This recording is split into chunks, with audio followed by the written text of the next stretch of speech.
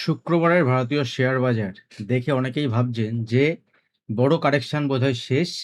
এখান থেকে বড় র্যালি মার্কেটে শুরু হতে চলেছে। তো বুল মার্কেট কি আবার শুরু হয়ে গেল? এরকম অনেকে ভাবছেন। কিন্তু একটা গুরুত্বপূর্ণ প্রশ্ন এখানে, এই র্যালি কি সত্যিই সাস্টেনেবল? নাকি এটা শুধু শর্ট কভারিং? শর্ট কভারিং মানে কি? যারা এতদিন ধরে বড় প্লেয়ার মার্কেটে শর্ট করছিল, তারা এখানে তাদের পজিশন ক্লোজ করছে বাই করে। তো বাই করে যখন পজিশন ক্লোজ করছে, that means short position close করছে, দ্যাট ইজ শর্ট কভার করছে। তো শুধুমাত্র যদি এরকম শর্ট কভারিং হয়, তো সেই শর্ট কভারিং এ মার্কেট উপরের দিকে বেশি বড় র্যালি করতে পারে না।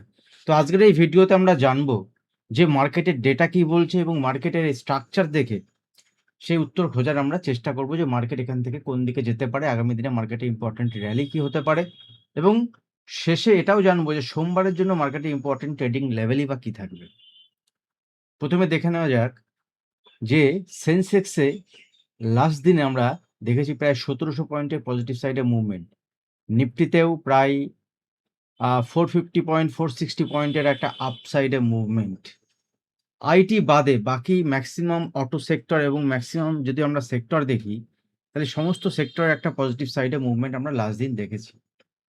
তো এর পিছনের মূল কারণ যদি আমরা দেখি, এর পিছনের মূল কারণ কি? মূল কারণ হচ্ছে গ্লোবাল রিস্ক সেন্টিমেন্ট কিছুটা কম হয়েছে, কিছুটা উন্নতি হয়েছে তার। ক্রুড অয়েলের প্রাইসে যদি আমরা দেখি, তাহলে লাস্ট ৩ মাসের লোতে ক্রুড অয়েলের প্রাইস এসেছিল, এবং ইউএস ইরানের যে পরিস্থিতি, যে যুদ্ধের যে অস্থিরতা, সেখান থেকে পিস টকের একদম শেষ পর্যায়ে এবং একটা পিস টক হতে চলেছে, তার আশাবাদী আমরা। এবং সবচেয়ে গুরুত্বপূর্ণ অ্যাগ্রেসিভ শর্ট কভারিং, যেটা মার্কেটকে উপরের দিকে খুব ফাস্ট মুভমেন্ট করিয়েছে। এখন প্রশ্ন হচ্ছে, এই মুভ কি ফ্রেশ বাইং? এর পেছনে ফ্রেশ বাইং কিছু কারণ আছে কি, নাকি শুধুমাত্র এই শর্ট কভারিং? যখন বাজারে প্রচুর ট্রেডার শর্ট পজিশন বানায় এরকম, তারা যখন এই শর্ট পজিশন ক্লোজ করে, তখন বাইং এর মাধ্যমেই ক্লোজ করে, যেটা আমি আপনাদের সঙ্গে বললাম। এবং সেখানে অনেক মানুষের স্টপ লস হিট হয়, যারা শর্ট সাইজে পজিশন বানায় তাদের স্টপ লস হিট হয়।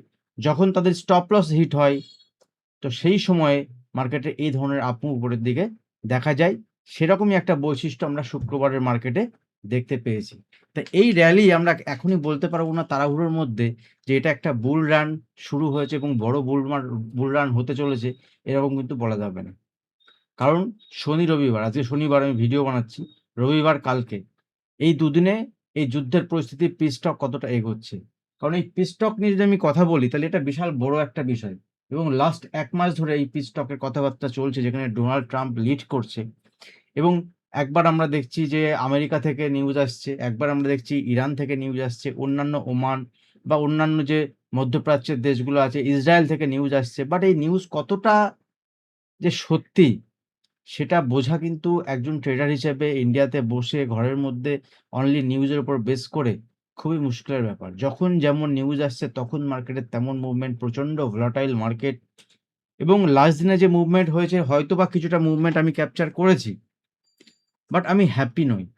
এই ধরনের মার্কেট যদি আমি দেখি, এই ধরনের মার্কেটে অনেকেই বলতে পারেন এটা ট্রেডারদের জন্য খুব ভালো মার্কেট, বাট এটা ট্রেডারদের জন্য খুব ভালো মার্কেট নয়।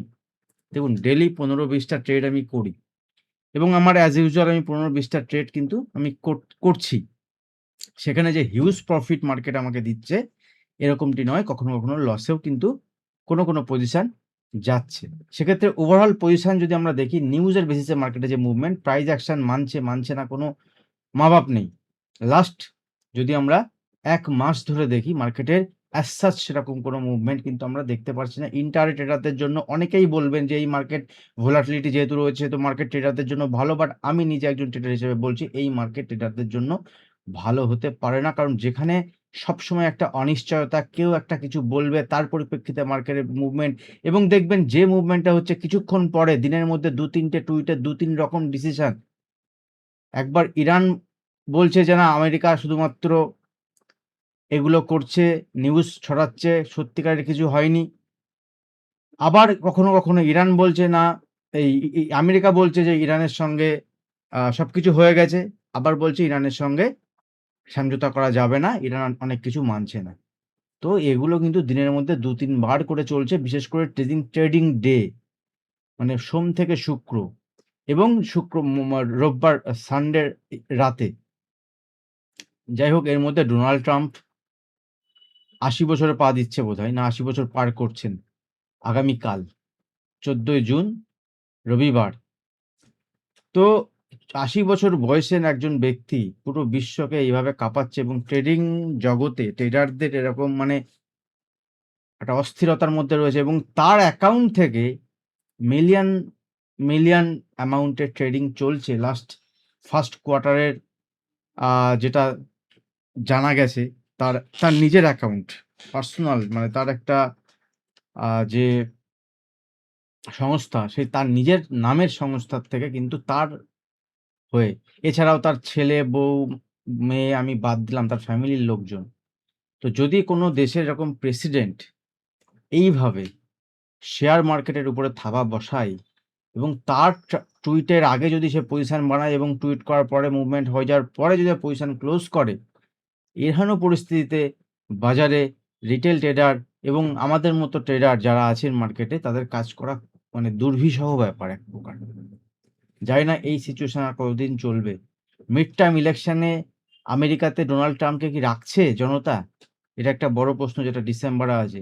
আশা করেছিল অনেকে যে ডিসেম্বরে যেহেতু মিড টার্ম ইলেকশন আছে, যদি মিড টার্ম ইলেকশনে ডোনাল্ড ট্রাম্প হেরে যায়, তাহলে ডোনাল্ড ট্রাম্পের কোনো ওখানে আর কোনো টুইটেরও মর্যাদা থাকবে না। ঠিক আছে? এক প্রকার তাকে ঘাট ধরে বের করে দেবে। হয়তোবা পজিশনটা থাকবে, কিন্তু কোনো নামের পজিশন, কামের কিছু থাকবে না। লেটস সি, আগামী দিন আমরা দেখব। আমরা আশাবাদী এখনো যে মার্কেটে পিস্টক হয়ে যাবে, এরকম কিছু ব্যাপার। কিন্তু মানডে, সোমবার, আগামী সোমবার মার্কেটে কি হতে চলেছে সেটা কিন্তু এখনো পর্যন্ত খেলা বাকি আছে। এর মধ্যেতে স্পেস এক্সের যে আইপিও এসছে, স্পেস এক্সের আইপিওতে একটা হেভি অ্যামাউন্টের মানি স্যাক করছে ইলন মাস্ক।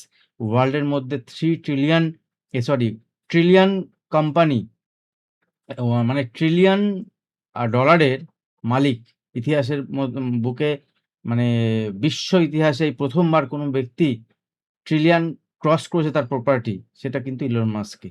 এবং এই সব কিছু চলছে এই সময়ে যেখানে ক্রিপ্টো লোতে রয়েছে এবং লো থেকে একটা রিকভারি দেওয়ার চেষ্টা করছে, চেষ্টা চলছে। হয়তোবা এখানে বটমও বানাতে পারে, যে লেভেল থেকে ক্রিপ্টো 59,000 60,000 এর লেভেল থেকে। লেটস সি আমরা কি করা যায়। কারণ মার্কেটে অনিশ্চয়তা যেখানে আছে, সেখানে যদি আপনি পর্যবেক্ষণ করতে পারেন, দেন আপনি পজিশন বানান এবং খুব খুব ছোট মিনিমাম মিনিমাম মার্জিন রেখে পজিশন বানান। 5x 2x 3x, মানে যদি আপনি ক্রিপ্টোতে কাজ করেন পজিশনালি, তাহলে এরকম। নাহলে যখন তখন যাতা নিউজ সে চলবে, আর তারপরে যাতা হবে। যাক, ভিডিও বেশি বড় করবো না, কারণ অনেক বেশি ভিডিও, ছোট ছোট ভিডিও বানানোর চেষ্টা করছিলাম আজকে কয়েকটা বিষয় নিয়ে। ভাবছিলাম আবার নতুন করে ভিডিও বানাবো, কারণ ডোনাল্ড ট্রাম্পের যে অস্থিরতা তৈরি করে দিয়েছে বাজারে, যদি ভিডিও বানিয়ে লেভেল আপনি আপনাদের সঙ্গে শেয়ার করি, লাস্ট ভিডিওতে আমি যেটা শেয়ার করেছিলাম সেগুলো আমি ডিসকাস করবো আপনাদের সঙ্গে।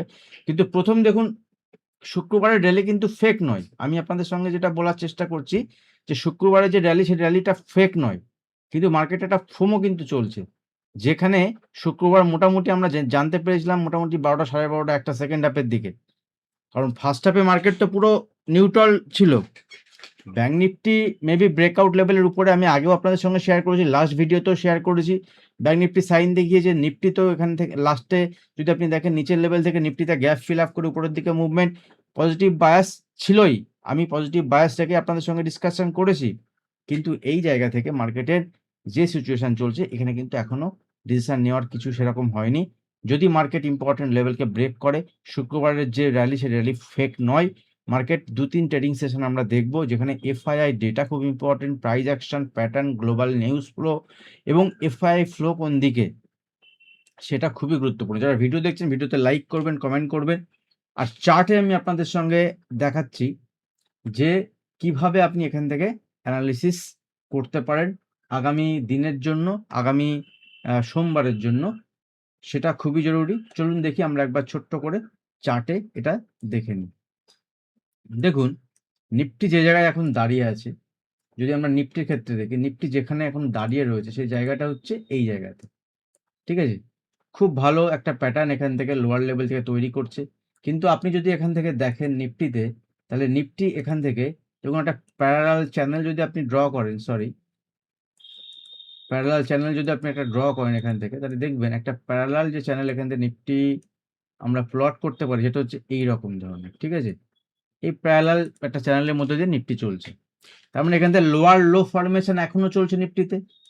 লোয়ার লো ফরমেশন এখান থেকে যদি দেখেন নিচে, তারপরে আবার নিচে, তারপরে আবার নিচে, এইবারে কিন্তু নিফটি দেখুন এটা লোয়ার লো ফরমেশন হয়েছে, এবং নিফটি এখান থেকে যদি আপনি ছোট টাইম মিডিয়াম টাইম ফ্রেমে দেখেন, দেখুন একটা লো বানিয়েছে এবং সেই হাইকে ব্রেক করেছে।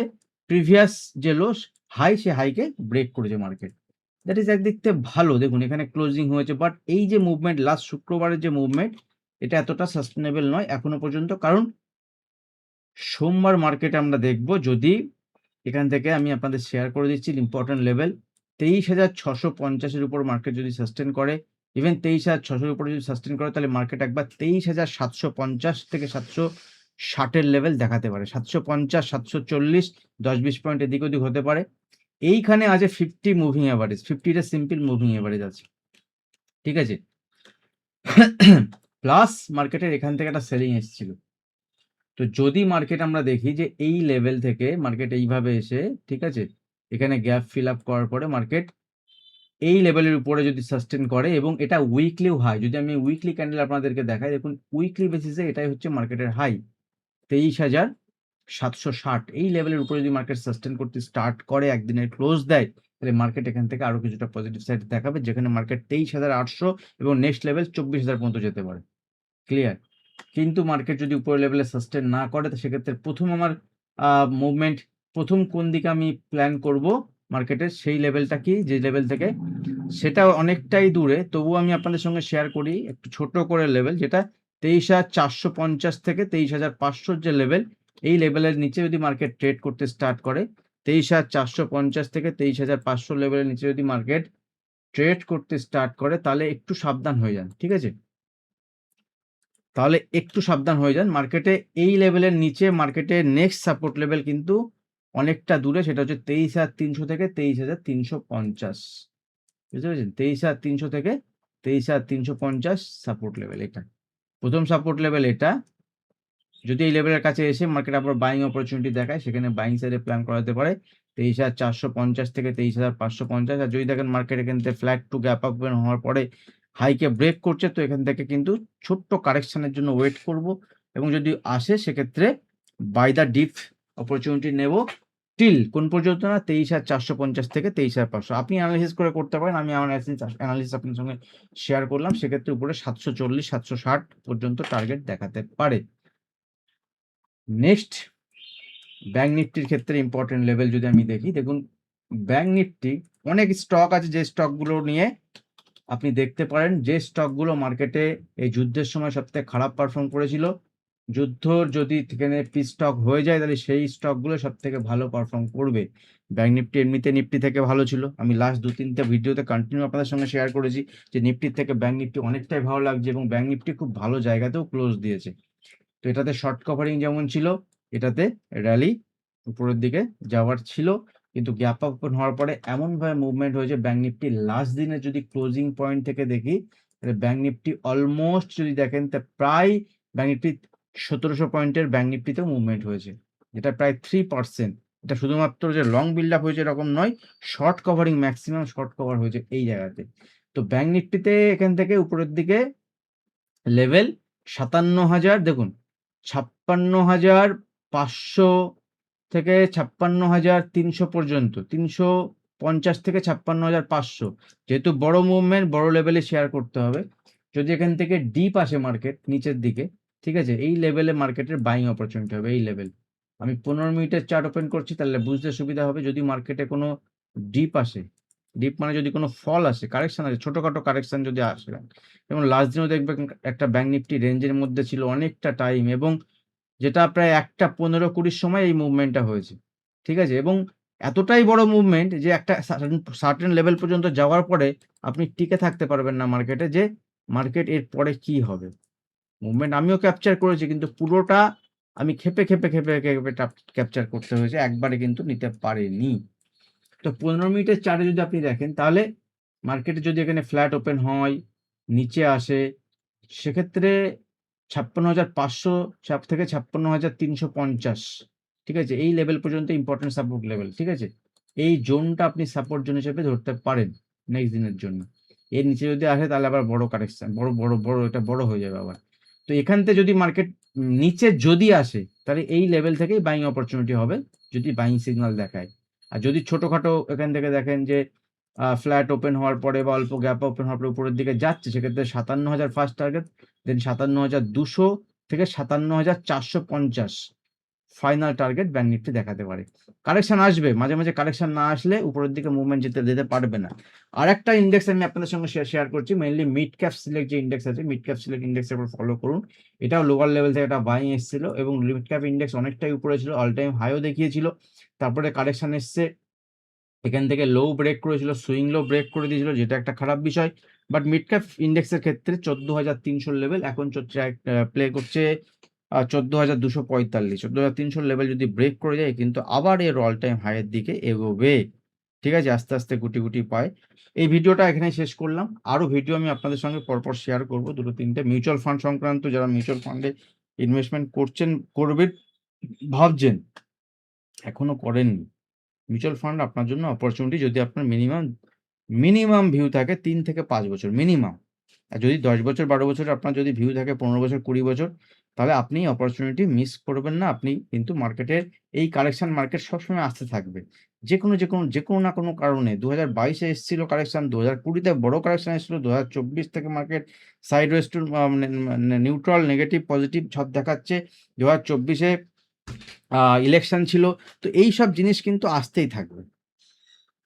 তো যদি আপনি ভেবে থাকেন যে আপনি এসআইপি মোডে ইনভেস্টমেন্ট করবেন বা লামসাম করবেন, দ্যাট ইজ টাইম আপনার। আমি নিজে মিউচুয়াল ফান্ড ডিস্ট্রিবিউটর, আপনি আমার সঙ্গে যোগাযোগ করতে পারেন। ভালো ফান্ড কিভাবে আপনার ফান্ড নিয়মিত রিভিউইং এর মাধ্যমে গ্রো করানো যায়, সেক্ষেত্রে আমি কনসাল্ট আপনাকে হেল্প করতে পারি।